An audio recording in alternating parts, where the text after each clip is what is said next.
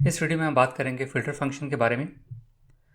तो उसके लिए मैंने कंट्री कॉलम को यहाँ पे ड्रैग किया टेरिटरी टेबल में से।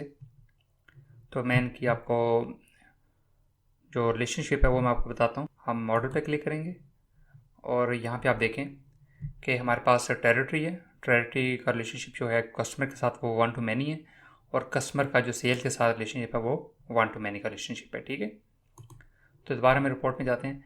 तो यहाँ पे हमें कंट्री वाइज जो टोटल सेल है वो हमें नज़र आ रही है।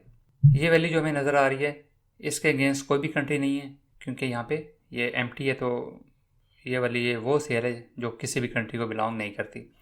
तो बाकी जो हमारे पास सेल हमें नज़र आ रही है ऑस्ट्रेलिया, कनाडा, फ्रांस, और ये इनकी टोटल सेल है।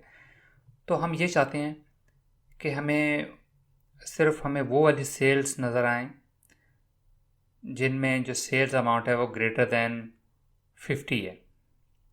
ठीक है, तो अब आप देखें कि जैसे हम मॉडल पे जाते हैं तो पहले कंट्री है फॉर एग्जाम्पल कनाडा। तो ये फ़िल्टर अप्लाई हुआ कस्टमर पे, तो हमारे पास वो वाले कस्टमर आ गए जो कि कनाडा को बिलोंग करते हैं, और फिर उनकी आगे सेल है। ठीक है, तो हम ये चाहते हैं कि सिर्फ हमें वो वाली सेल्स नज़र आएँ जो कि 50 से अबव हैं। कि जैसे मैं इस टेबल पे जाता हूँ, सेल्स का टेबल, जो ये हमारा सेल्स का टेबल है, इसके अंदर कस्टमर कीज़ हैं। ठीक है, जो ऐसे कस्टमर जो कि कनाडा को फॉर एग्जाम्पल बिलोंग करते थे, तो उनमें से हम एक कस्टमर लेते हैं कि ये कस्टमर जिसकी की 11,000 है, इसको हमने सेलेक्ट किया, ओके किया। और ये देखें हमारे पास ये रोज़ अवेलेबल हैं, ये वाली रोज़ हैं इस एक कस्टमर के अगेंस्ट। ठीक है, कि इसने इतनी ट्रांजैक्शन की हैं, और यहाँ पे हमारे पास सेल्स अमाउंट है, ये सेल्स अमाउंट आ रही है। तो हम ये चाह रहे हैं कि हमें सिर्फ वो वाली ट्रांजैक्शन को सम अप किया जाए जहाँ पे सेल्स अमाउंट जो है वो 50 से अबव है।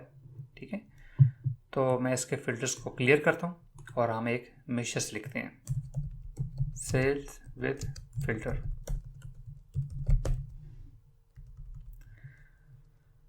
सम एक्स, और जो टेबल का नेम है वो हम देंगे यहाँ पे सेल्स।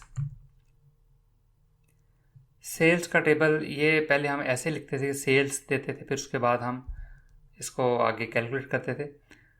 अब यहाँ पे जो चीज़ हमें चाहिए, अब यहाँ पे हम अप्लाई यूज़ करेंगे फ़िल्टर फंक्शन। जो फ़िल्टर फंक्शन है वो टेबल रिटर्न करता है।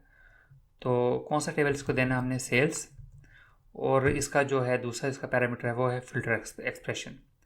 तो फ़िल्टर एक्सप्रेशन में हम कहेंगे कि सेल्स अमाउंट